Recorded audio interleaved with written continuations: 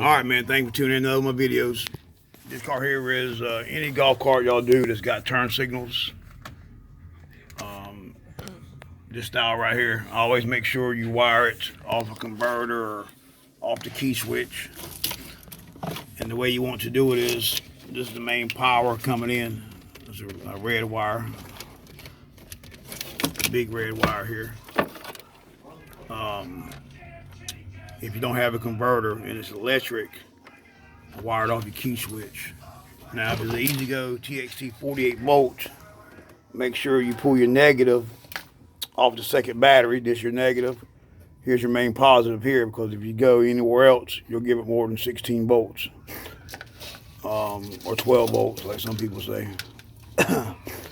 We're coming off the key switch, and it's going to be your white wire is going to be, put on there, skin it.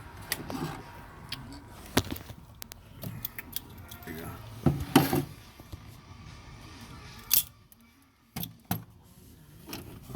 Should be, the white wire should be constant. All right, see the white wire, you got it tied to the white wire, and the white wire is constant. With the key off, just touch the white and yellow. Okay. Touch it right on that side.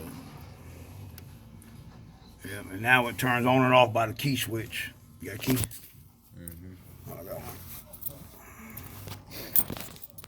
And if not, man, your batteries won't go dead right away, but they'll go dead within 9 months to a year. You'll have 1 or 2 batteries start dying on you, then your car won't hold a charge.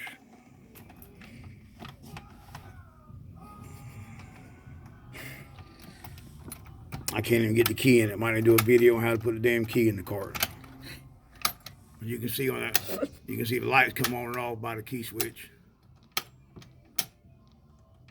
All right, man. Yep. Anything that has this black turn signal kit, we use rocks, or there's all kinds out there. Make sure you wire off the key switch or converter. Even on the gas car too. Later.